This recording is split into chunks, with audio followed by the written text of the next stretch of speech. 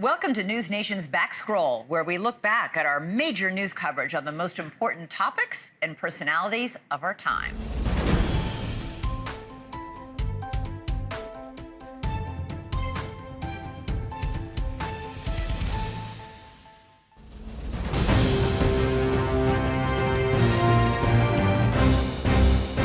Hello and welcome to Reality Check. I'm your host, Ross Coulthart, and today we have a guest I've long wanted to get on the show, and we have the perfect excuse because he's just published his latest book. Jacques Vallée, if ever there was a 21st century Renaissance man, he's the chap.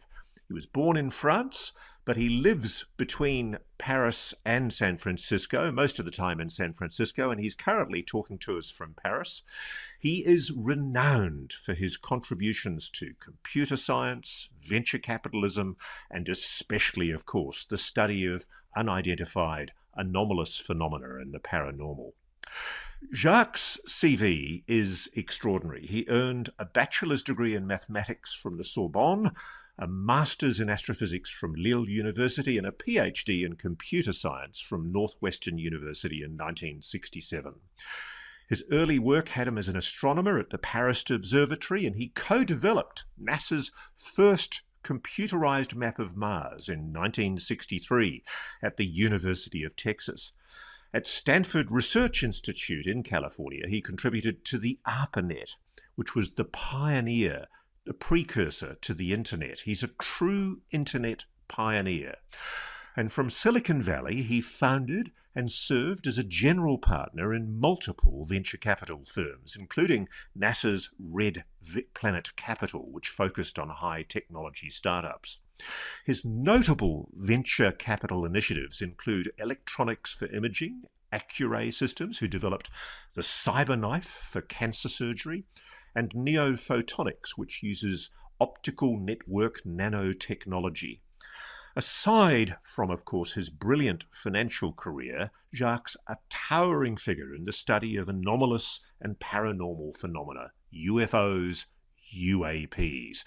His interest was sparked in 1955 when he saw a UFO over his Pontoise home, and intensified in 1961 when he allegedly saw tracking tapes of an unidentified retrograde satellite being destroyed. He worked with the astronomer J. Allen Hynek, who was the scientific advisor to the US Air Force's Project Blue Book. And yes, of course, he was the inspiration for the French scientist character in the Spielberg movie Close Encounters of the Third Kind. But it's his books we're talking about today, his learning over many decades. He kicked off with his Anatomy of a Phenomenon in 1965, which was one of the first scientific books on UFOs.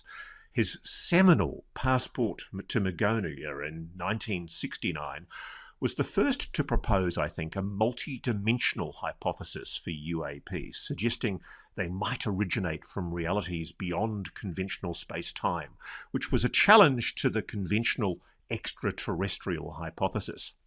And this hypothesis, this perspective, which has been expanded in works like The Invisible College and Wonders in the Sky, it posits UAPs as part of a complex phenomenon influencing human consciousness and culture across history. Now, you'd think at 85 Jacques would want to slow down, but he's actually released another book in his formidable Forbidden Science series. Forbidden Science 6 is called Scattered Castles, and it tracks the very interesting years from 2010 to 2019. Jacques Vallée, I had to do that enormous biography of you because I wanted people to know exactly who you are and why it's such a privilege to have you here. Thank you so much for talking to Reality Check. Well, thank you very much for having me. And, listening to this is, a reminiscence of many challenges over the years. And it never stops. I mean, there are more challenges now. Now, Jacques, I wanted to get from you off the top. I've got a pretty good idea of where you stand, but I thought I should ask you off the top because I haven't seen you ask this for a very long time. You've got a friend in a group of scientists and ex-intelligence officials who collaborate in the old ORSAP investigations for DIA with Robert Bigelow. And you keep in touch with those people. You call them the Lone Stars. And in your book, you talk about how they all take for granted that there is this US government craft retrieval program, that the United States is hiding a covert UAP craft retrieval and reverse engineering program. And I had a look at a lot of your interviews. I've never seen you asked definitively where you stand on that.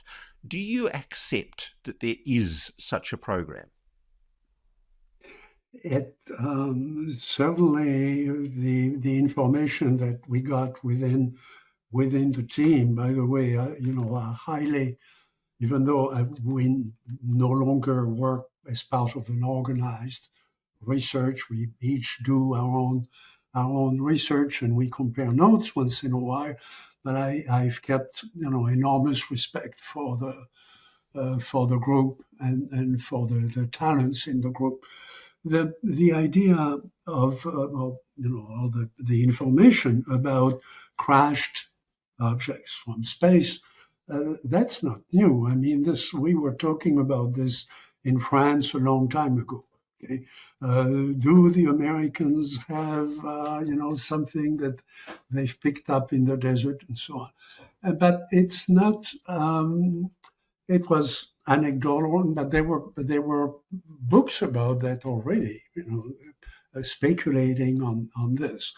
It's not until I think the 70s that Roswell, came back into the news with, thanks to Stanton Friedman. Stanton Friedman was a respected engineer and physicist who had worked in high technology and aerospace companies in California. And his analysis of Roswell was convincing that there was something had happened there, even though there was no witness on site at the time. But it became the model. So this was, a long time before, the Bigelow group became involved and so on.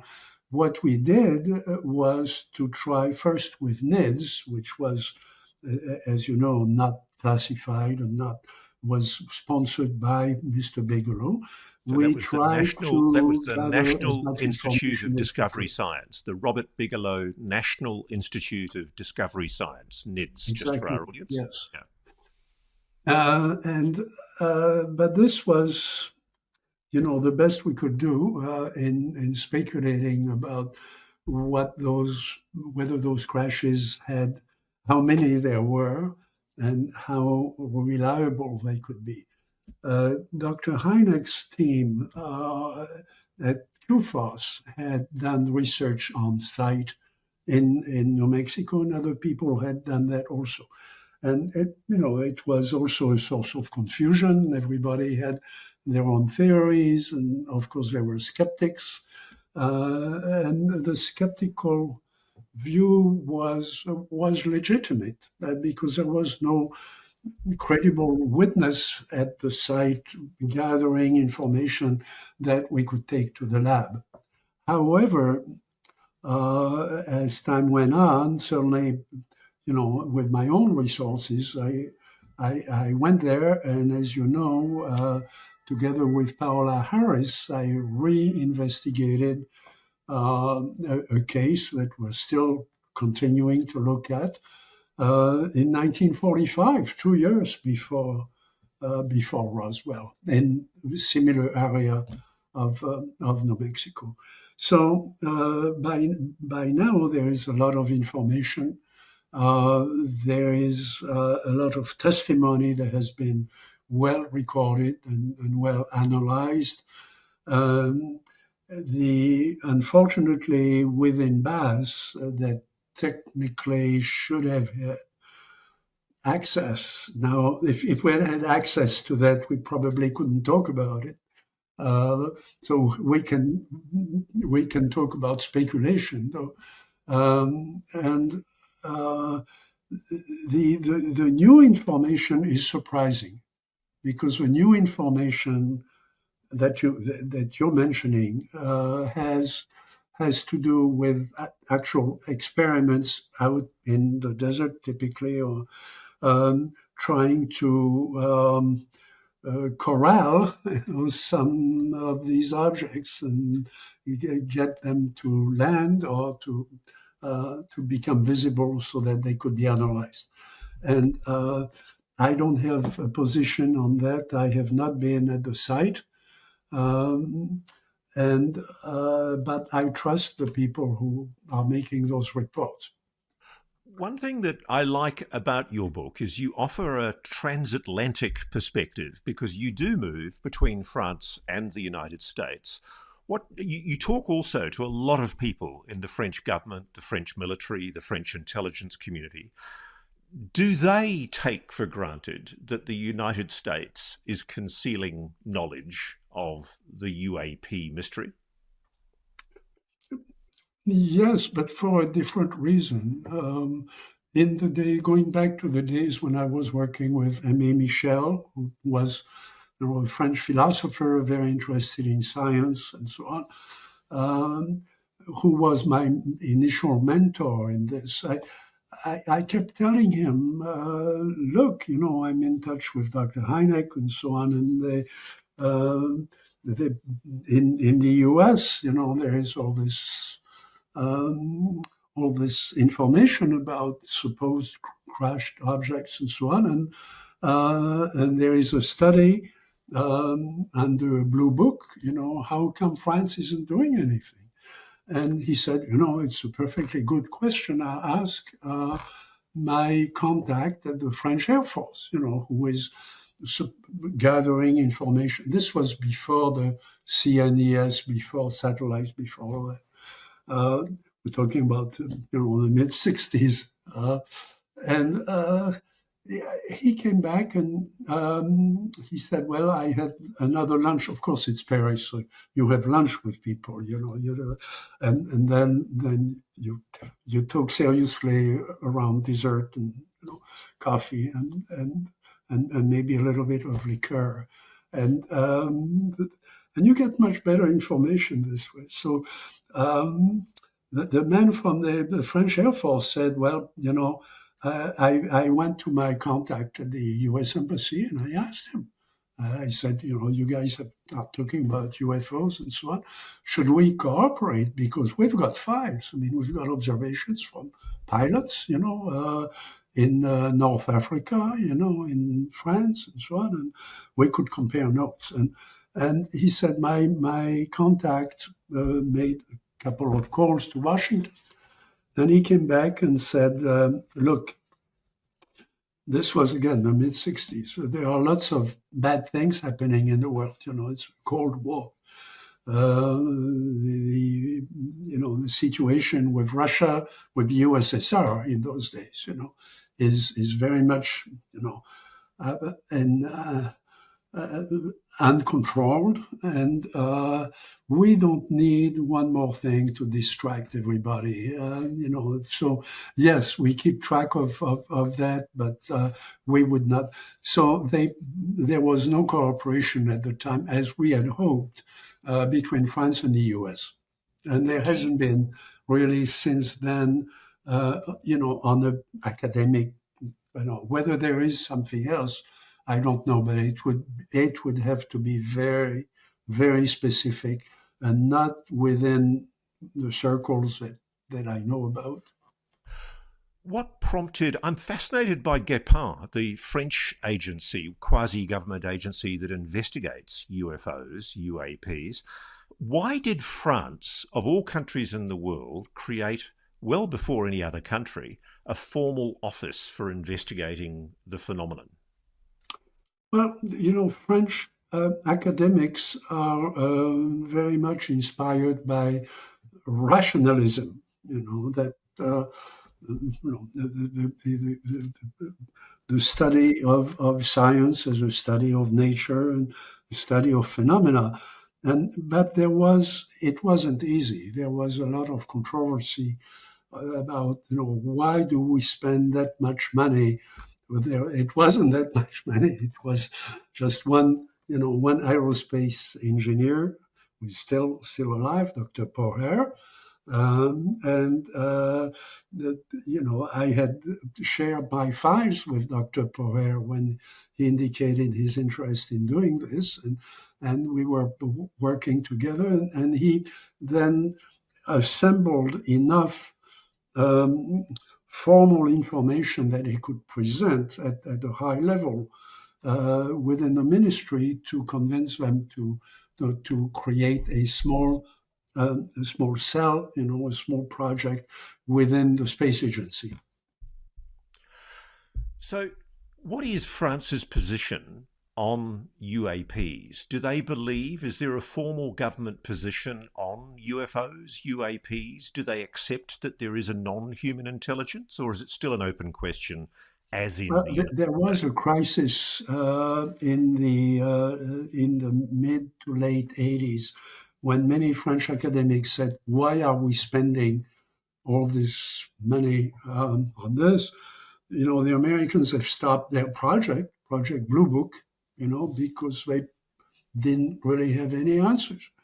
And so we don't have all the money that the Americans have. So why are we doing this? There are so many other things in science that are unknown that would be interesting to study. And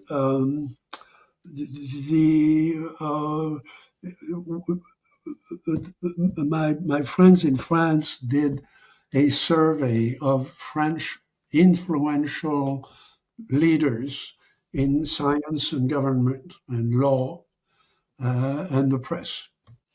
And they came back about 50-50, but the weight of the advice, and those were, sort of day-long reviews of the data with each one of these people. There were about 50 people. So it was a serious study. The consensus was there probably isn't anything to UFOs, because otherwise the Americans would be doing something now. But the public is very engaged, and if we don't do something, the public will think we're hiding aliens. So we have a duty of information to the public. And so Jacques, therefore, they restarted the study they were going to close down. I'm going to pin you down, sir. What do you think? Do you think that the United States is concealing knowledge of non-human intelligence? Well, that's what's being discussed in Washington right now. I know of course, I've followed every step of this. I've been asked to not to testify, but to brief some of the people in the intelligence committee of the Senate. I've had some experience before in my computer career with the way things work, at the level of Congress. Congress is not a scientific body. It's not their job. So the funny thing is that we have a lot of scientists, coming forward, explaining the science, and of course it's relevant, but that's not what Congress does. Congress is there to feed into future laws and long-term decisions that involve budgets and maybe science and research. Okay, so I think there is a misunderstanding there. Okay, there is no misunderstanding in the SCIF, with the staff, with the staffers for the intelligence community and so on.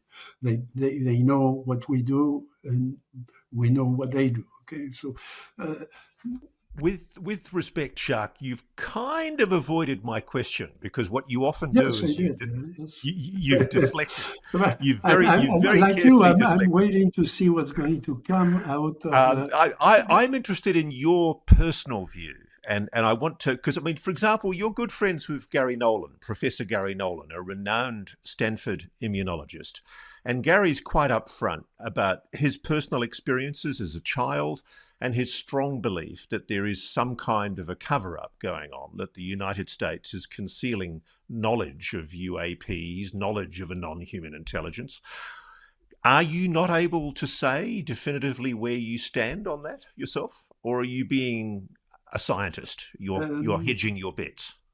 I could not give you a statement, from the BAS project, which was classified and still is. A lot of the things that we did, I was responsible for the computer side of it and the computer analysis, which was cut off after 2 years, 2 of the 5 years we needed to implement AI on top of what we had. So that part has been partially declassified, thanks to the work of Dr. Keller and others. So I can talk about that. I can tell you what some of what we did. There is no question, as you know, like Gary, I saw an object when I was 14 and a half or 15. There is no question about that it wasn't conventional.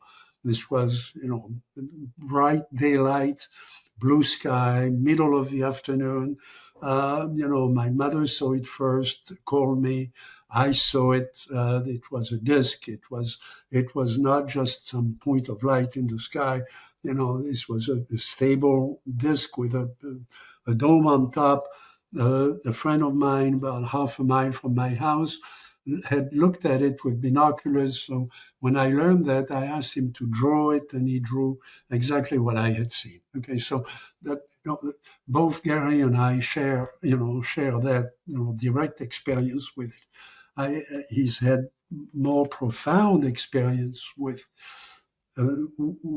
something more more personal and in his environment. But I've had something like this, as I mentioned in the book, in this book, with essentially an apparition in my apartment. So there is no question. That's why we don't spend a lot of time arguing with skeptics. I mean, they have every right to be skeptical, and that's the way science works.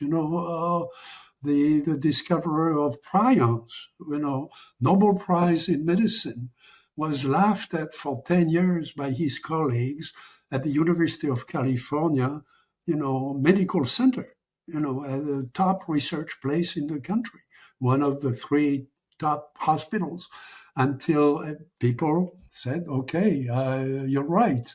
A molecule that's this way can turn this way, and it can turn deadly just by changing some of its shape. That wasn't known before. So this is not unusual in science. I mean, you expect that people will criticize. Now, what we do know is that, not to escape your question, is that those crashes are reported by reliable people. And I've been there and I've spoken to them. I've spoken to people not only in France and California, but throughout the U.S. I did a number of investigations with Dr. Hynek in those days. I went 6 times to Russia, actually twice to the Soviet Union and 4 times to Russia under professional need, and found that people at certain times were quite free to talk about it. And we published an article in Russia in the 60s that had 4 million readers in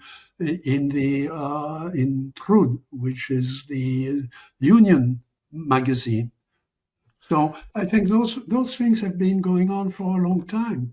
Now it's delightful that people are coming into this now and asking all those questions again, because in science, the answers you got 20 years ago are not the answers you're going to get today. So I think that's a normal process. I don't have any problem with it. One of the things I love about your journals is you pepper them with incredible little insights. And one of my favorite quotations that you have in the latest book is one from Colm Kelleher, one of the scientists who worked with you on I think the BASS project and also the NIDS as well. And he says, quote, "A central working hypothesis is that an ancient parasitic intelligence has been on Earth for thousands of years. A related hypothesis is that there is a small minority of humans endowed with above average discernment. This cadre of humans belongs to a particular gene pool considered dangerous by the phenomenon because they alone can create countermeasures to the control system." What do you think of that analysis by Colm, Jacques? I think it's the fruit of many discussions that we had as a group. Colm was running most of the day-to-day administration, business and research for BASS, for the duration. And I worked with him and under him in the part that was my bailiwick.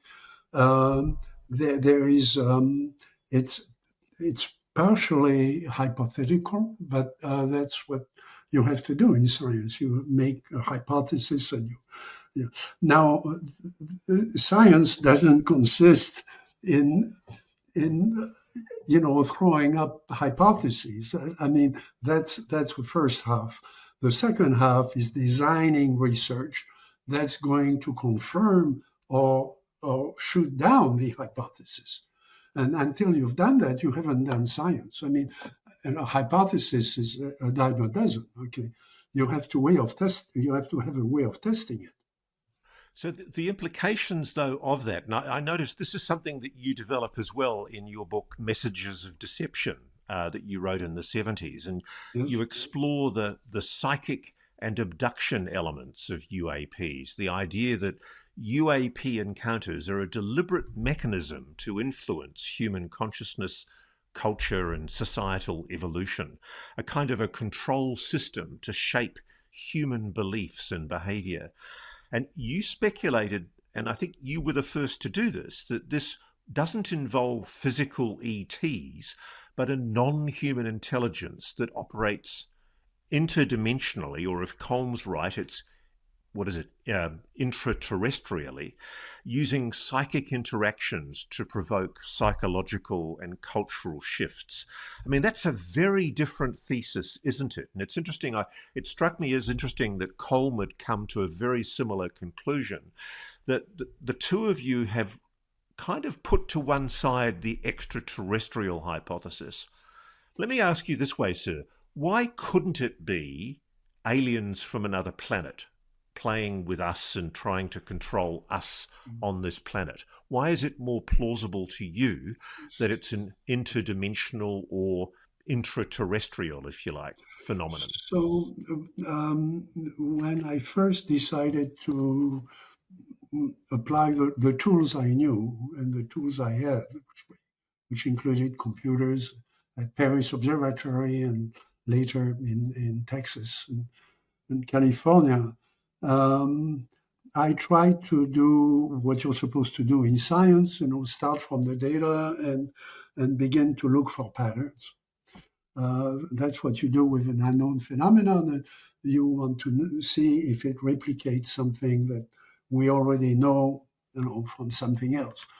And so I did that. And in my first two books, I argued about, the extraterrestrial hypothesis, that this was a good approximation of what people were seeing. Then when I wrote Passport to Magonia, which antagonized people on both sides, the first edition was a complete failure, and then people thought about it and came back, and it was reprinted and reprinted and reprinted, and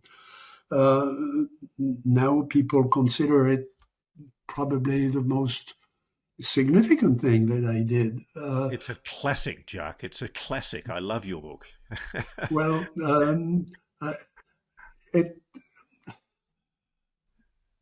I knew that I was breaking, my choice. I was just breaking everything, because if that phenomenon has influenced us in different guises across the ages, then there are other contradictions that people were kind enough not to pin me down, but one of them, but I had to think of them first, okay? One of them is, how come the vehicle is the same? I mean, if you buy a car today, it's not going to look like a car you bought 10 years ago or 5 years ago, okay? And the guy will tell you in 5 years it's going to look very different again. Okay, so maybe you should lease the car instead of buying it. So that's what we're faced with. But then, that kind of difficulty, when you overcome it in science, it opens up other things. Because the argument, I was reading something this morning from a scientist, again saying, yeah, NASA has discovered something that could mean that there is life on this planet next to a star 140 light years away, but anyway, we can't get there. Well, why can't we get there? Well, we can't get there because of Einstein. And, Einstein said you cannot go faster than the speed of light. The people now are saying, I stay in touch with Eric Davis, who is my master in physics. My physics is astrophysics of years ago, and it still works, but it's not up to date. Okay? Eric is up to date, and Eric says first you have to do away with time and space as dimensions, because there are secondary things. What's important is the quantum foam, and given the quantum foam, there is no reason why you couldn't go faster than the speed of light. It's just an arbitrary limit it's true that the equations work with c speed of light as the limit. Okay, so that's good science, but there could be exceptions to that. One of the exceptions was something that we were teaching at Northwestern. Dr. Hynek was teaching it to the kids at Northwestern in the 70s, that there could be another universe 5 minutes ahead of us. And then it takes them 5 minutes to come here at whatever, at the speed of light, and maybe even faster. So we cannot put limits on that. That's one thing that Gary, Dr. Nolan has said very clearly. There will be, revolutions in science in our lifetime. There have been, revolutions, and there will be more. And this is one of them. Okay, so let's stop talking about the speed of light as a limit. It's a limit in the mathematics. It's not a limit in physics. So when you explain in Messengers of Deception what you mean, why you argue for the interdimensional hypothesis, you suggest that what they're doing, what the phenomenon is doing, is it's presenting itself in ways that challenge existing paradigms, scientific materialism or religious dogma. It's inviting us humans to think about ourselves, if you like, ontologically. It's encouraging us to question reality. It's a long-term strategy, you suggest, to guide human evolution. Why?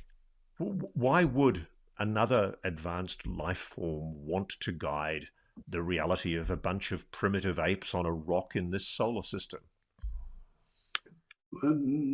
Well, you could meet and interview some very good scientists who say we live in a simulation. This is the way they simulate our. So if you play a simulation on the web, there is a control system. I mean, you put yourself inside the control system, or you're not a player. If you're a player, you have to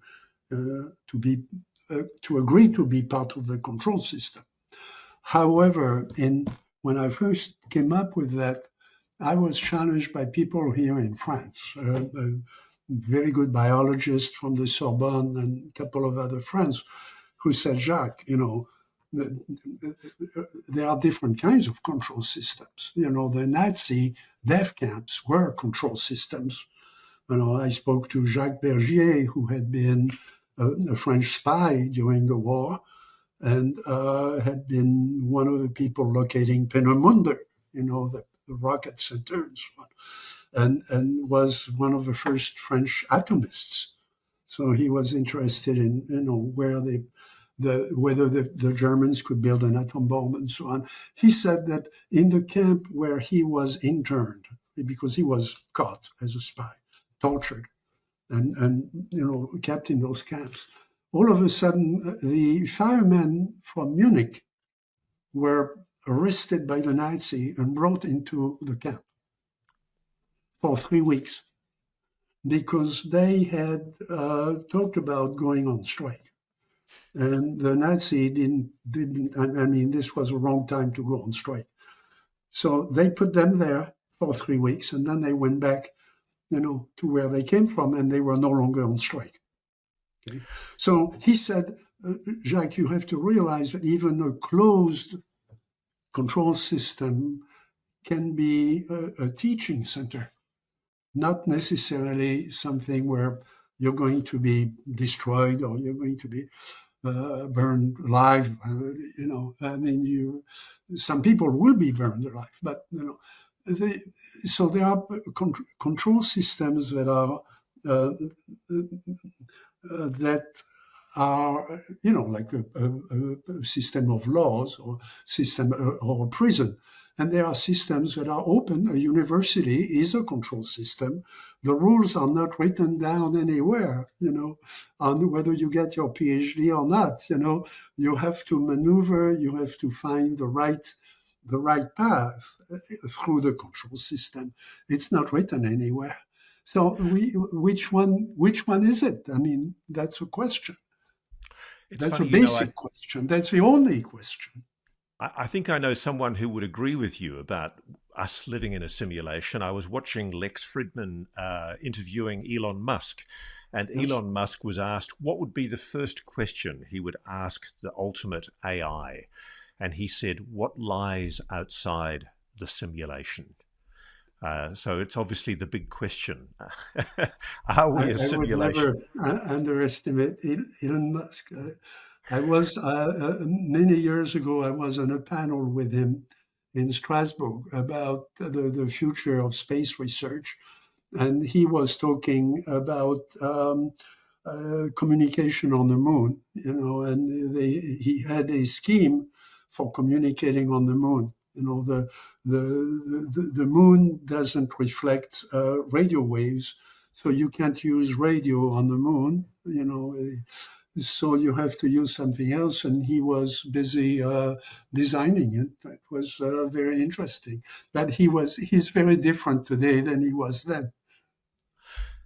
Clearly, Jacques, what we do know, and we know this from the Tic Tac incident that I know your team were involved in researching, and one of the stories you tell in your book is an incident involving two United States RC-135 ELINT aircraft who were intercepted by a UFO in the Mediterranean in November 1993. And it's an amazing story. I'd never heard it before, but essentially the unknown craft placed itself in formation on the starboard side of the US plane, close enough so that the crew couldn't even see the whole craft. The edges appeared to scintillate, and the surface was composed of panels over inlaid panels that were rectangular and translucent, with edges that would disappear, dissolve, or go out of focus as one stared at them. They were luminous, like opal, with a hint of violet.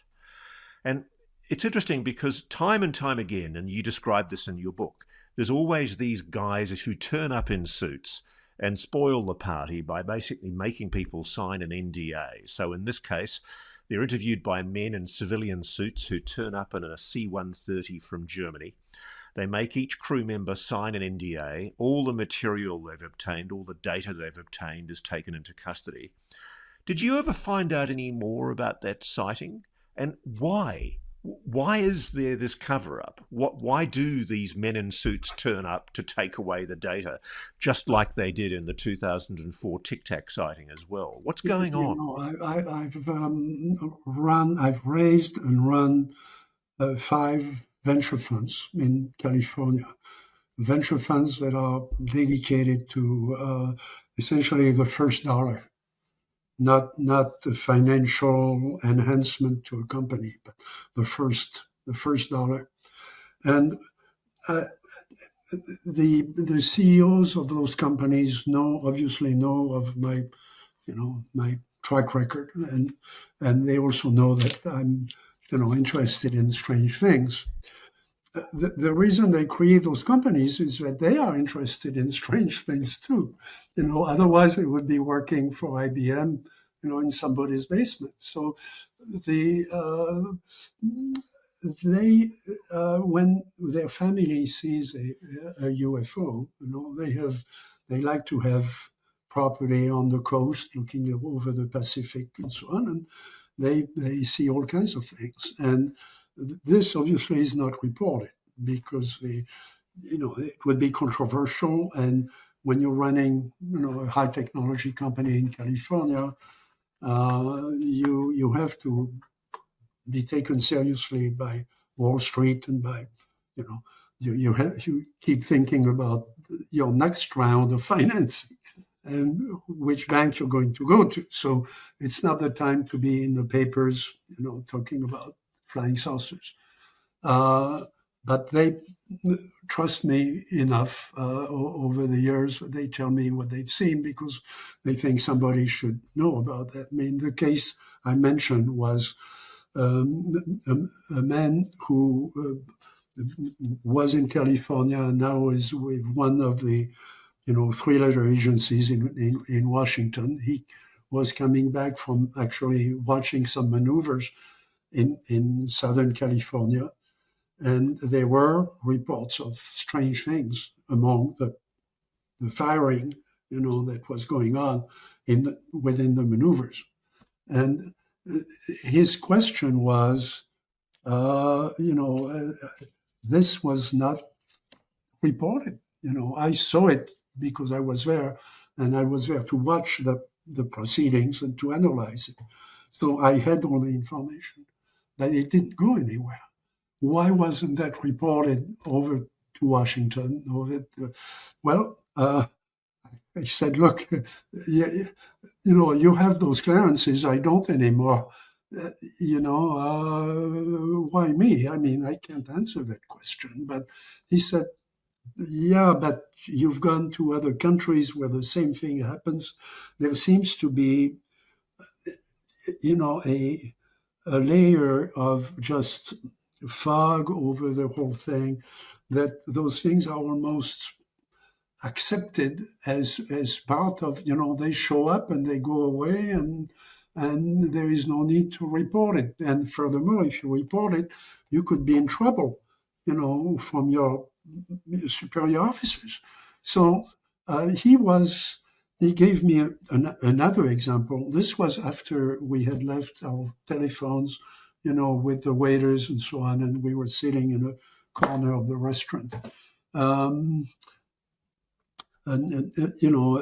Another example where a ship had encountered an American vessel, Navy vessel, had encountered something. This was not the Nimitz.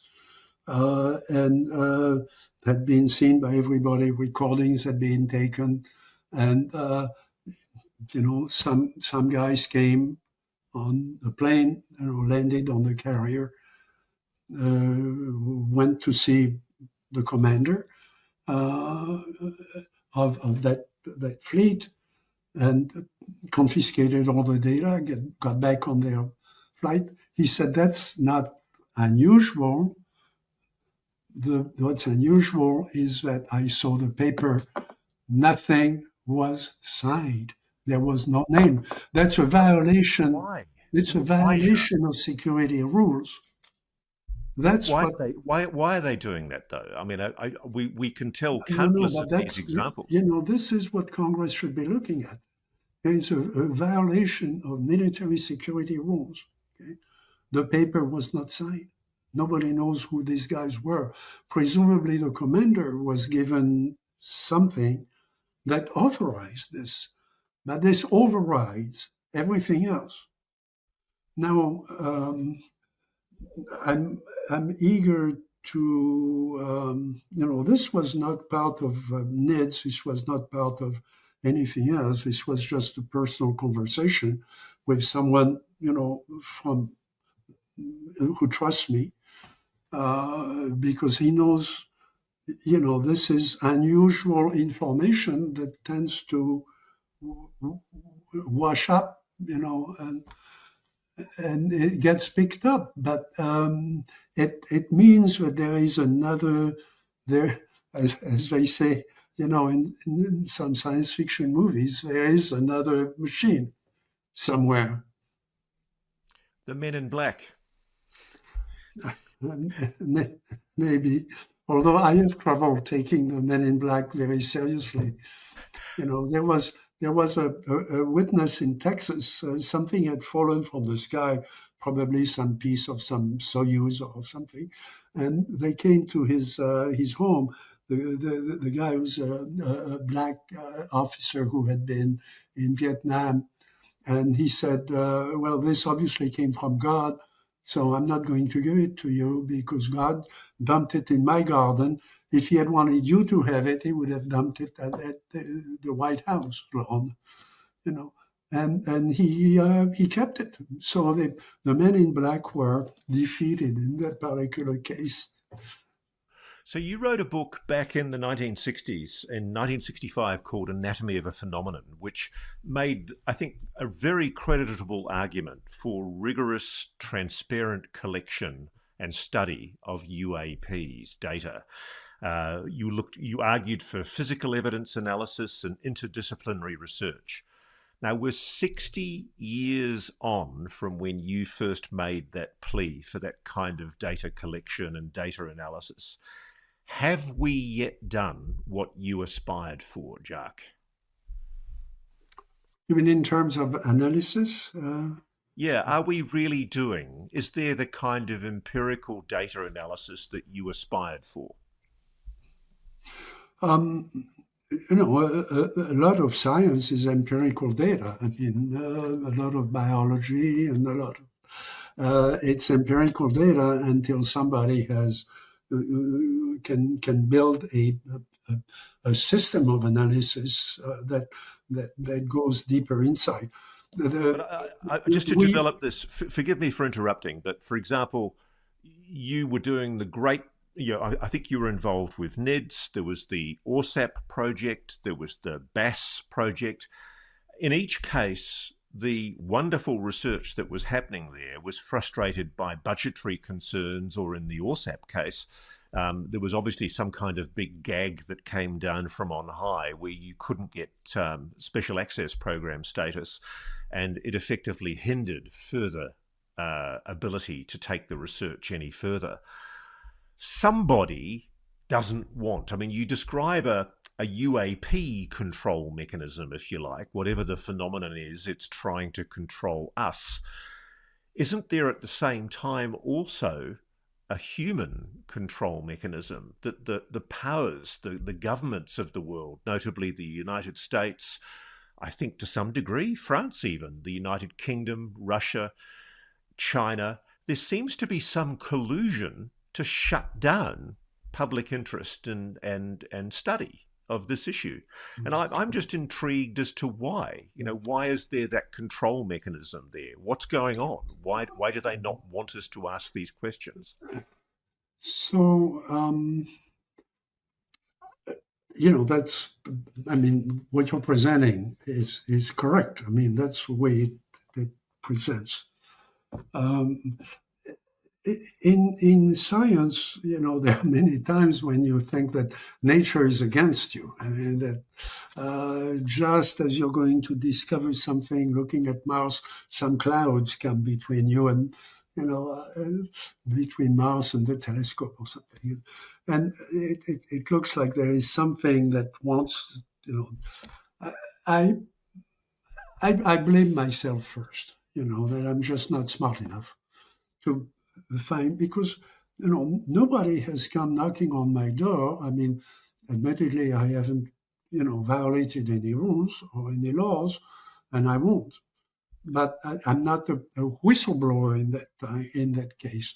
But the fact is that usually when I attack a problem and I fail, usually it's because I made a mistake somewhere, and I have to go back, get advice, get somebody smarter than me or better informed, or someone. I'm infringing on a discipline that I thought I knew, and I don't really know it as well as I thought. So I need advice and so on. That's what I do. Networking like this is the key to Silicon Valley. So I've learned to do that. I think that there is a control mechanism outside, and in a way, it makes sense. That the whole question of disclosure. What is it that we're going to disclose? We're going to disclose that there is a phenomena. Well, I can introduce you to some farmers in Kansas who have known that for 20 years. And they've seen more things than all the pilots in the Navy. Okay, and they know that, and they talk to each other, and they talk to each other. They talk to the insurance companies. If something happens to the cattle and so on. All those things are going on. We should stay out of Washington and look at the rest of the country. Okay. So the question for me is, how can I build something not so much in the classical physics? There are people who do that very well, and there is a tradition of that. But there is something called information physics. Information and energy. We get taught in school that those are two sides of the same coin, that information changes into energy and energy changes into information in nature, let alone in the lab. Okay. Nobody has really formally started teaching the physics of information. The physics of information, comes right out of course, computer science. And there are many people who use their computer and they think they are computer scientists because they can run a program, but that's not the point. Okay, the point is you have an information machine. What we built with Mr. Bigelow was a very large information machine that was going to start giving us some answers once we refined it. And we were cut off at that point. Okay, I think that what we did, it's true what you say, that we were limited within BAS. BAS was given some very specific tasks, as was proper, but within NIDS, we didn't have that. And I think NIDS was, thanks to Mr. Bigelow, really deserves the credit as a researcher himself, who has had experiences himself, and he and his family. And we went very far, very, very far with NIDS. In a way, BAS was a retreat from what we had done at NIDS. There's a reference in your book to the Holy Grail. And I've been told a story. I've been told that what was coming out of the ORSAP project was a proposal by Lockheed Martin that they transfer an intact craft to Robert Bigelow, and that he spent about $1 million pre-preparing a warehouse for the receipt of that craft, and that this was going to be the next phase of, if you like, the ORSAP research, going beyond the field research, the highly wonderful research that had been done by the team on the ORSAP project, that they were then going to have an intact craft that they could surveil. What happened, I understand, is that people of deep religious conviction inside the US Air Force in particular took offence to the idea of any more serious research being done into the phenomenon, and they intervened to stop the Special Access Program status being conferred to that project, which effectively gagged any further research. Am I wrong, sir? So there are two things in what you said, Ross. I mean, the first one I cannot confirm. I was not briefed on OSAP. I was, of course, very familiar with BAS, and cleared. Everybody was cleared at the same level, but this did not come up in my. If it did, I would say, I can't talk about it because it would be classified. It's not within the classified briefings that I've had. So I don't know that. I cannot confirm the thing with Lockheed at all. So I'm not the guy to ask. But what was the Holy Grail you were referring to in the book, Jacques, when you're talking about how if the project gets SAP status, there will be a Holy Grail? So the fact that it is a fact that many people, but probably more within the Navy, from my own experience, than the Air Force or the Army, in those that I met, have a religious concern. Okay? It may surprise you, given, the fact that I've written very little about that, but I tend to share that concern. I think we should take it into account. I respect it profoundly. That has stopped me from publishing certain things that I want to think about, and I want to think about in privacy of trying to put some of these long-term ideas together.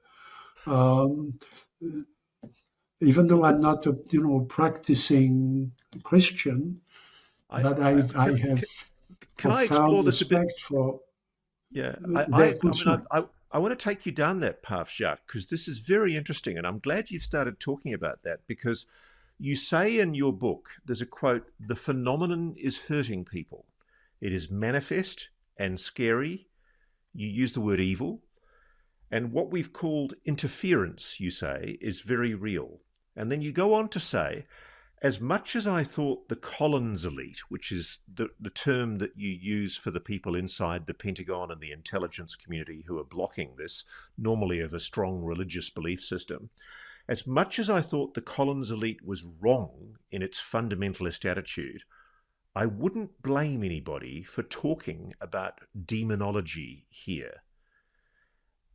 That's a really interesting comment, because I have to admit, I've recently been speaking, sir, to people who've been telling me that when they've had confronting and quite terrifying experiences with the phenomenon, and I'm not in the least bit religious myself, but they've invoked the name of Jesus Christ or Mother Mary and invoked that to try and tell the phenomenon to leave them alone and go away. And in every case, they've said it's left. that it has respected that invocation of the name of Jesus or Mother Mary. Do you think it's possible that Christians are right? Well, I don't think all Christians adhere to this. I think it's one sort of formal interpretation of of the writings. The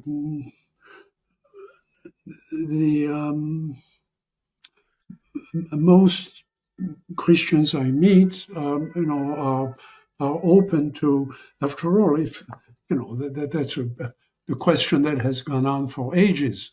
If we stop looking at what the evil side is doing, we're in fact turning the world over to them. I mean, so it would be like saying we're no longer going to investigate murders. I think we should know as much as we can, and I think that's the view certainly of many Catholics. We should know as much as we can about the evil side, if we accept that there is an evil side that's active, that's actually impinging on what we think, what we do. There's a lovely quotation you have in your book where you say, Collins' elite members believe that no one should be interested in anything that comes from Satan.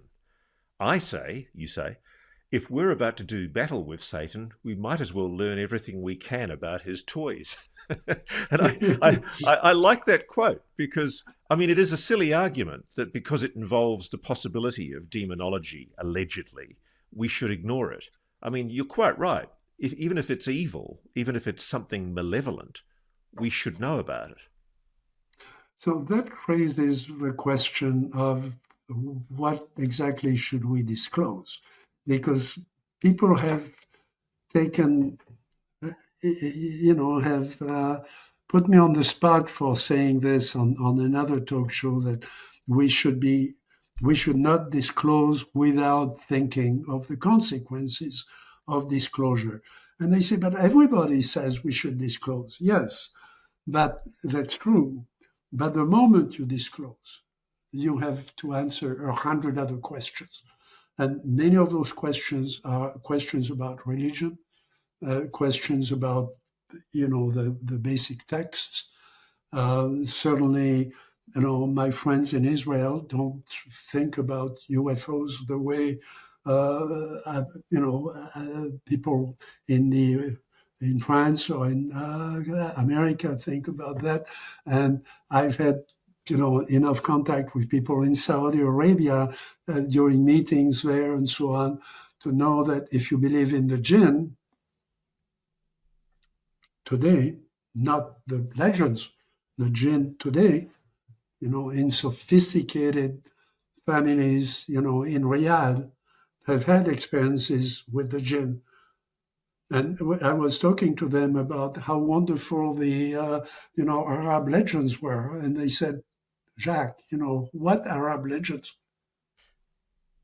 We had a jinn and, who turned one of our family members into a crazy automaton.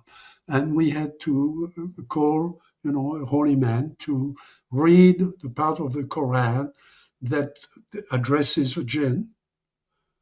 And asking, bypassing the kid, talking to the jinn inside the kid, saying, look, we have to apologize, but recognize that this is a kid. He didn't know that there could be a jinn there. He impinged on your space. He didn't know, but you should please go somewhere else. Now, this is talking directly to, this is not talking to God, this is talking to the jinn. Okay? This is today's Saudi Arabia, okay? Sophisticated family that has sent one of their sons to Stanford. So this is real. I mean, we're not just saying, look, UFOs are real, the aliens are here. That's a beginning of a lot of problems. And I'm not saying we should have answers to that. We don't have answers, but we should have a structure within which people can express their concerns, their terror, their own experiences, and where we can discuss it.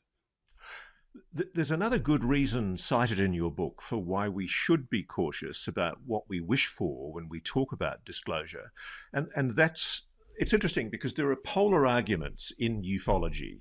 There's one group in ufology who argue that whatever the phenomenon is, it's loving, it's kind, it's benevolent, and it bears no threat at all to humans, and that we should forget this threat narrative. And they have a go at Lou Elizondo all the time for talking about threat. And it's interesting because at the other side of the pole, there are incidents that you've spent a lot of time looking at, that the Brazilian Air Force looked at in the Calares incident and the quite shocking Chubba Chubba attacks on Brazilian people during the 1970s and the 1980s. Yes. There is no doubt at all, is there, Jacques, that the phenomenon, whatever it is, has, on occasion, killed people, murdered people. So I wouldn't say that. Interesting. That's interesting. What I said, and I know somebody has taken my words out of context, as often happens, has made it sort of a joke that I believe that. I think he used the word murder.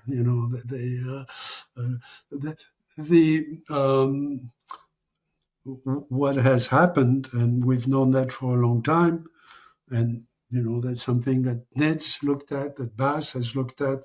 Certainly in the medical files, we have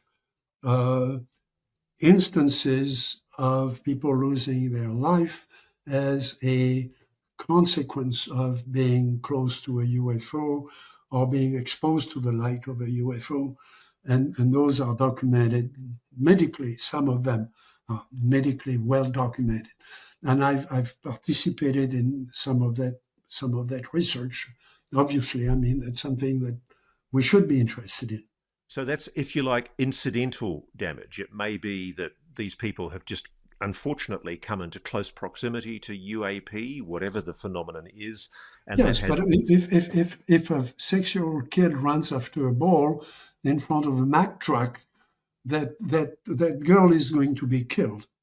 And There is nothing we can do about it. And there is nothing the driver of the Mack truck can do about it. Okay. But so what about the cases like the Chubba Chubbas? Some of those clearly accidents. Okay. Yeah. There is radiation. There is radiation we don't understand. There are distressing cases, though, and I've seen the photographs from the Brazilian Air Force where they show people who have been mutilated, dead bodies with holes cut into them, parts of flesh cut away. That does look like a deliberate injury. And more importantly, in the Calares incidents, there are descriptions of people being hit with what appear to be directed beams of energy.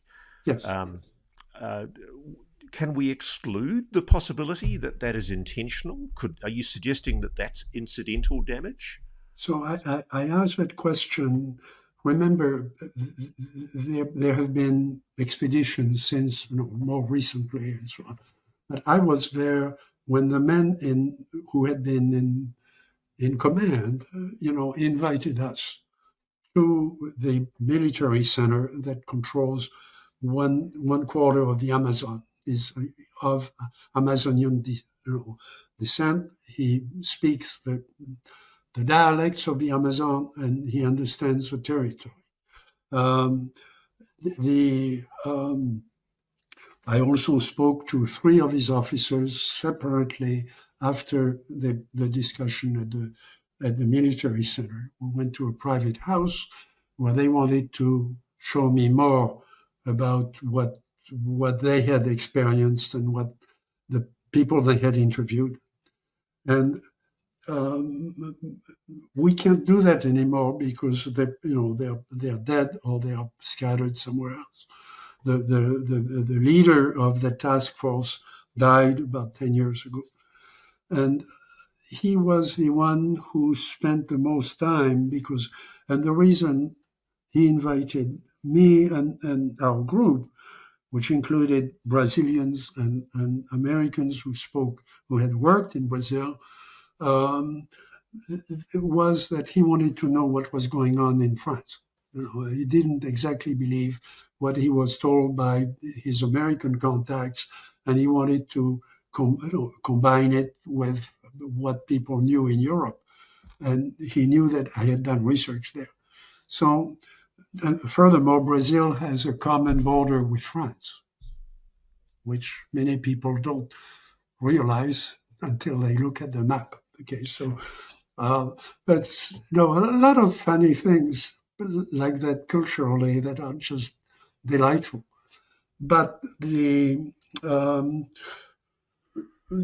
was an intent to hit people, but I also spoke to the doctors who had attended to, especially one woman who died, in their care. And the doctors said she was in a state that was weak. She had a weak heart. We knew that. We don't think, yes, she died as a result of exposure to the trauma of, a big scene with UFOs in the sky and so on, which would have terrified anybody. It was low altitude, no craft and so on.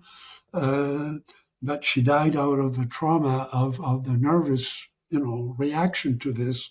But she was not hurt by a beam. She was not singled out to be killed. She just died there.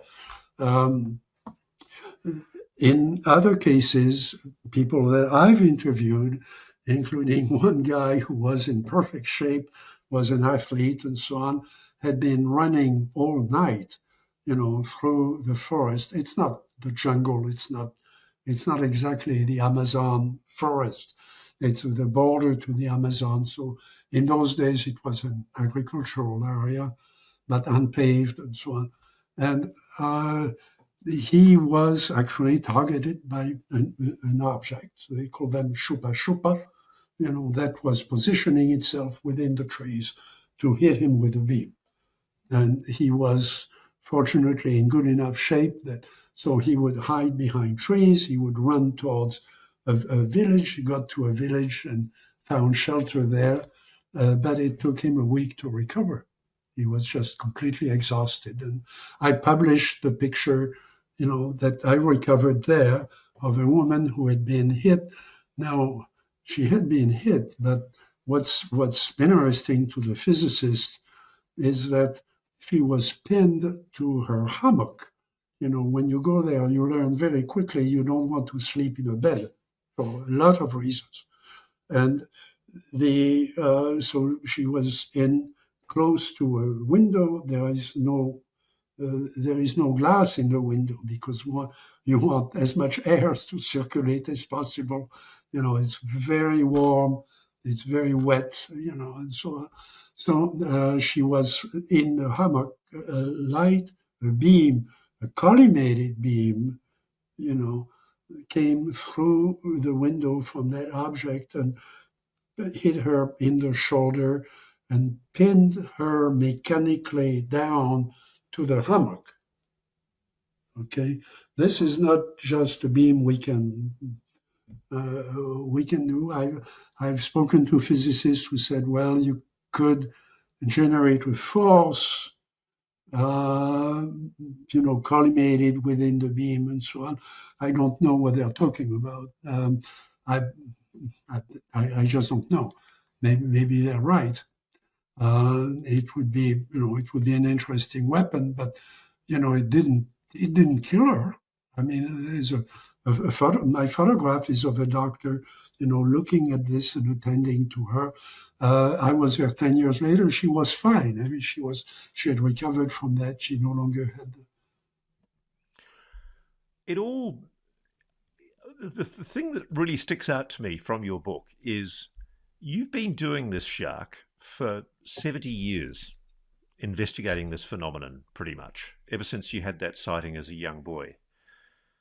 Are you any closer to an answer, a definitive answer? You could ask this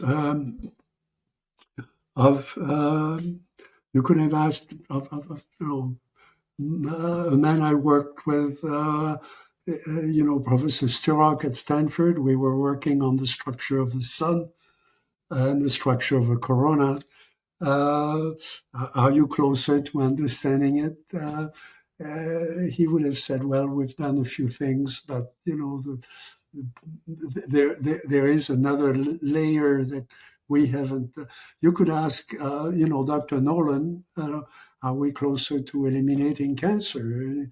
He would say, well, my colleagues and I make progress every day in documenting what cancer is, and we are saving a few people now that we couldn't save 5 years ago. Okay. And that's the job, is you never, once you resolve a problem in science, so you come up with relativity, you've opened up 100 other problems.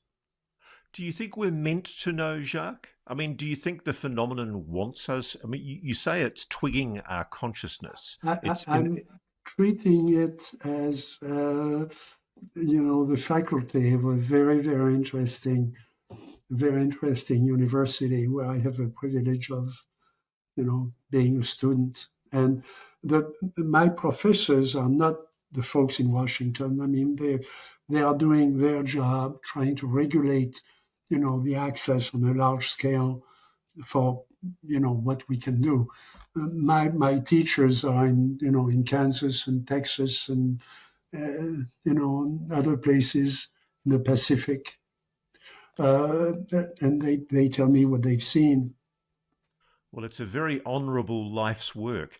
It does beg the question, though. There's a moment in the book, and I'll wrap this up fairly soon, but there's an exchange you have with Bob Bigelow where he says, the cover-up must be the work of a supranational group, a brotherhood, rather than one single agency or country. And when I read that, it resonated with me because, of course, we've just had this new whistleblower, Matthew Brown, come out, and he said, the US as a country, have allowed ourselves to be penetrated, co-opted, and corrupted by an internationalist force that serves their interests and views nations, peoples as tools and means to an end. And it struck me that both Bob Bigelow and this young fellow, Matthew Brown, have come to that similar conclusion that whatever this is, it's beyond nations. It's an internationalist thing, supranational, as Bob Bigelow called it. What do you think? So I've, as you know, I've worked in finance for the last 40 years, and I've met some people who were influential in the theory of finance and internal. It's a topic that's current now in the United States. With what's going to happen to the stock market and investment and so on. And in many cases, not just now, but in many cases, what happens is chaotic. I mean, you really have a feeling that there are so many variables in the system that the only reason the system hasn't blown up is that we don't really understand what buttons to push. And it somehow reasserts itself because there are many actors. There's a theory of actors, of financial actors, what you buy, what you decide not to buy until next year, why you save money or why you spend money. And that's true at every level. And some of the people that I've worked with and some of the people from whom we got funds for venture capital, I mean, those are the leaders of bank investment in unknown future areas, venture capital.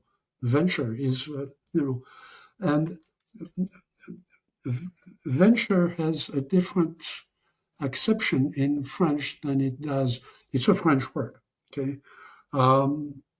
And then it is in Anglo-Saxon. The French think venture is a danger. You tell your kid, don't venture into this. Okay, and in the U.S., which I find delightful, is the venture is like the great explorers. The sails of the of the ships moving across the ocean, thinking that there may be an abyss, where the ship is going to fall anytime. But then that's how you discover India. And then you realize you were not in India, you were in America, and India is somewhere else. But that's the way, venture works. And that's been my world for 40 years. You take intelligent risk, if you want to take risk, you go to Vegas. Okay, but if you come to Silicon Valley, you have a reason to write a particular check, and so you have to think about where the money comes from and how it's regulated. And I'm convinced that there is no superior, cohort or cabal of extremely wise financiers who decide, now we're going to give precedence to China over India for this and that. There are people who think that, but there are people who think exactly the opposite, and they're going to be fighting. And I've been on enough boards, watching the interaction and the fight on the board. Of course, the board, report is not going to reflect the fact that, they were at each other's throat for 2 hours. And there is an impression of a great mystery unfolding in finance, and the way computers came about, the way the web came about, and so on. It's not that. It's not that. It's mostly guys sitting together. Now, fortunately, some women as well, and fighting not so much for the money. I mean, the money is. The money is important, but I've seen companies that had no money and changed the world in their own area. Okay. Again, it's not the money, it's an alignment of will among knowledgeable people. And I think that's what we're dealing with. Now, with UFOs, I haven't found them yet. Okay. I don't think there is a board of directors. Well, without risk, there is no reward. And certainly, Jacques Vallée, you more than anyone in the last 70 years have ventured into the realm of the paranormal and the unidentified anomalous phenomena with rigor and vigor. And I think I speak for everyone when I say thank you for the work that you've done. And I sincerely hope that both of us in our lifetimes get the answer as to what is truly going on. Because I don't know how you've done it for 70 years, but I find it intensely frustrating that it's so hard to find the answer. Well, you have the key to that with all the people that you're meeting now. Certainly what's going to happen in Washington is next few weeks is going to be fascinating. So I salute what you're doing. Jacques, I salute you back, sir. Thank you so much for speaking to Reality Check, and congratulations on your latest book. And I look forward, sir, to many, many more. And thank you for your contribution to ufology. Thank you. And before we go, please don't forget we do our weekly question and answer, and we need your questions. So please send your questions in by email to realitycheck@newsnationnow.com. Looking forward to hearing from you. Thanks for watching. Go to joinnn.com to find NewsNation on your television provider. And please don't forget to click that red subscribe button to ensure you get more of NewsNation's unbiased and fact-driven news coverage.